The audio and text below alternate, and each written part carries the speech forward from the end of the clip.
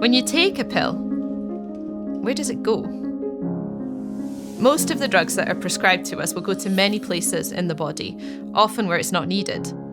And we are on the cusp of a medical revolution where we want to deliver medicines exactly where they need to go, when they need to get there. But to do this, our lab takes inspiration from systems our body already knows.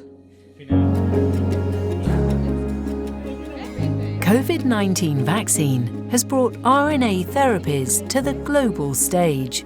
Decades of research made it possible to develop the vaccine at record speed. And now that the pandemic is over, there is interest in improving the process. And it is precisely the way vaccines or medicines in the form of DNA or RNA therapies are delivered to the body's cells that Maggie Holme wants to improve.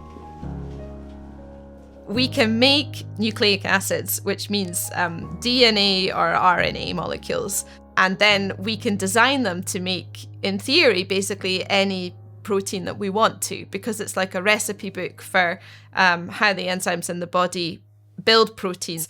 One of the amazing things about this is that you can target, theoretically, almost any disease in the body. The problem is that we need to be able to get these therapies to where they need to go.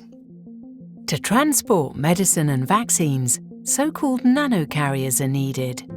These typically use layers of molecules called lipids to enclose the DNA or RNA molecules on their journey to their target cells. These carriers can be designed in different shapes or sizes, depending on what they are intended to transport.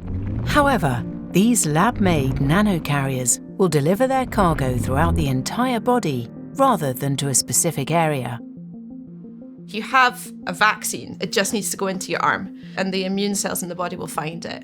You want to treat, for example, heart disease or something in the brain, then you have to be able to tell these particles to go to those parts of the body.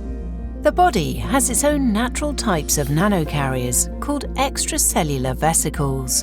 Extracellular vesicles can transport themselves to a specific location in the body, enter the cell, and deliver information, for example, instructions from DNA or RNA.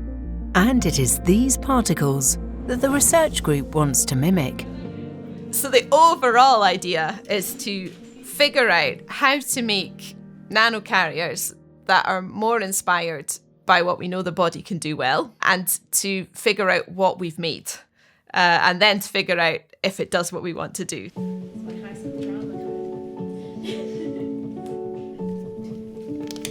The kind of two ways we're approaching this is from designing and testing how they work in cells, and also from understanding what they're made of. So what does a lot of these particles look like, and how do they differ on the particle-to-particle level?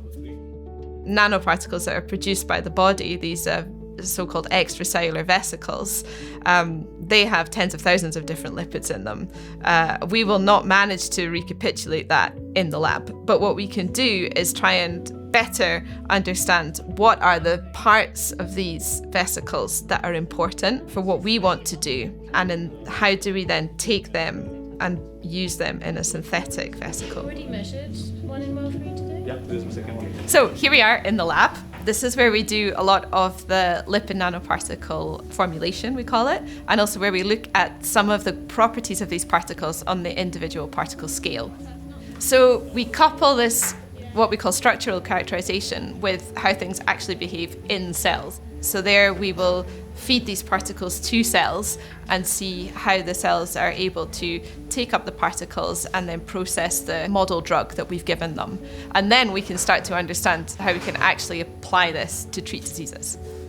The group's findings can then be used by other researchers to develop drugs and vaccines that can be delivered more effectively to their target cells, which could mean smaller doses and fewer side effects. We hope that this information will be able to help patients and also to contribute to the fundamental understanding of how we can, in the future, design better drug delivery systems and also understand how the cells in our body work. It's super fun to try and look at stuff on the single particle level.